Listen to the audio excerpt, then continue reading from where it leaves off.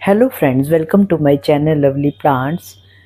आज हम बातचीत करेंगे कि बिगनर्स को किस प्रकार से अपने प्लांट्स की देखभाल करनी चाहिए, किस प्रकार से अपने प्लांट्स की वाटरिंग करनी चाहिए, कौन सा फर्टिलाइज़र देना चाहिए और कहाँ पर उनको रखना चाहिए, कौन से पॉट यूज़ करने चाहिए। तो ये सभी जानकारी आपको इस वीडियो में दी जाएगी, एंड तक बने रहिए। तो सबसे पहले हम ये जानना चाहेंगे कि हम जब गार्डनिंग शुरू करते हैं तो हमें किस प्रकार के पॉट प्रयोग करने चाहिए। तो पॉट्स तो आप मिट्टी के सबसे अच्छे होते हैं, लेकिन यदि आप टेरेस गार्डनिंग कर रहे हैं तो प्लास्टिक के गमले भी यूज़ कर सकते हैं, लेकिन उसके लिए आपको उसका ड्रेनेज होल अच्छे से काफ़ी सारे होल बना देने हैं ताकि उसमें पानी ना रुके और उसकी जड़ें ना गलें। और यदि आपके गमले कुछ आप भारी गमले छत पर रखते हैं तो उसको दीवार के साथ साथ किनारे किनारे पर रखें। तो इस प्रकार से आपको अपने पॉट्स का सिलेक्शन करना है। और यदि आप छोटा प्लांट लाते हैं तो छोटा पॉट यूज़ करें, और बड़ा प्लांट लाते हैं तो आप बड़ा पॉट यूज़ करें।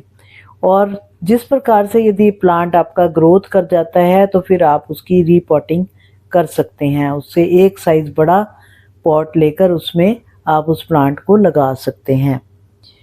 शुरू में आपको अधिक प्लांट्स नहीं लगाने चाहिए। कुछ प्लांट ऐसे होते हैं जो हमारी हेल्थ के लिए या घर के लिए बहुत शुभ होते हैं। वैसे मैं आपको 5 प्लांट बताती हूँ जो बहुत ही हार्डी होते हैं। उसमें एक है money plant, snake plant, aloe vera, तुलसी, सदाबहार।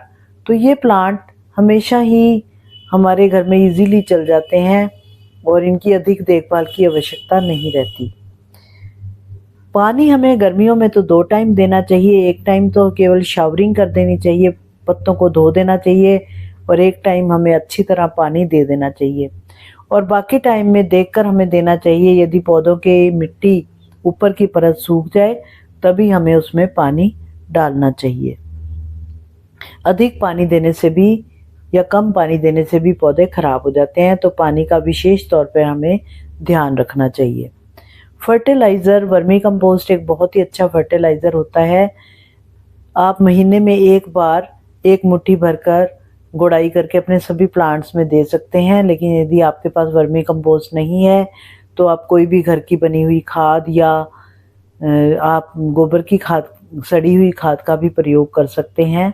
और बीच बीच में लिक्विड फर्टिलाइज़र का भी प्रयोग करना चाहिए।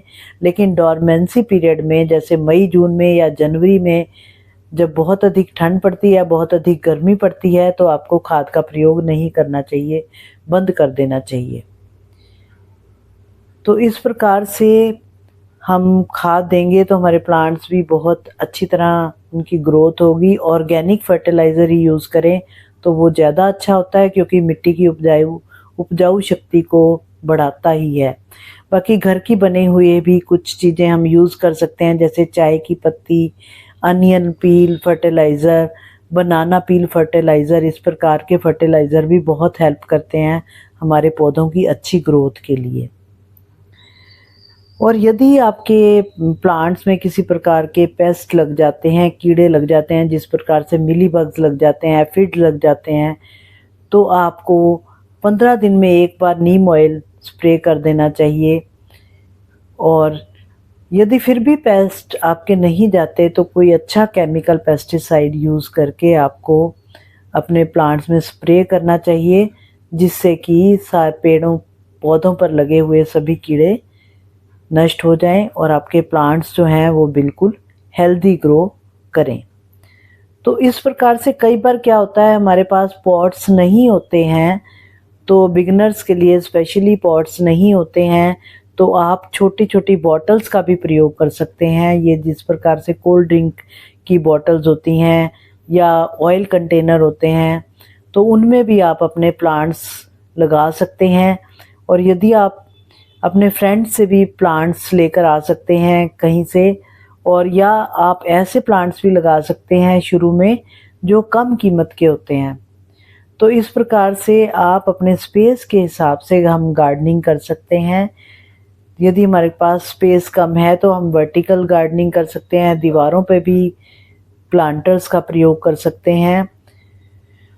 तो इस प्रकार से आप अपना बहुत ही सुंदर और हरा भरा गार्डन बना सकते हैं। यदि आप रियली प्लांट्स को प्यार करते हैं तो आपके प्लांट्स ज़रूर ग्रो करेंगे, क्योंकि प्लांट्स भी हमारी भाषा समझते हैं और वो हमें जितना ज़्यादा हम प्लांट्स को देखते हैं, उनको प्यार करते हैं, वो भी उतनी ही अच्छी ग्रोथ होती है उनके अंदर। तो फ्रेंड्स, वीडियो में दी गई जानकारी आपको अच्छी लगे तो वीडियो को लाइक करें, शेयर करें और मेरे चैनल को सब्सक्राइब करें।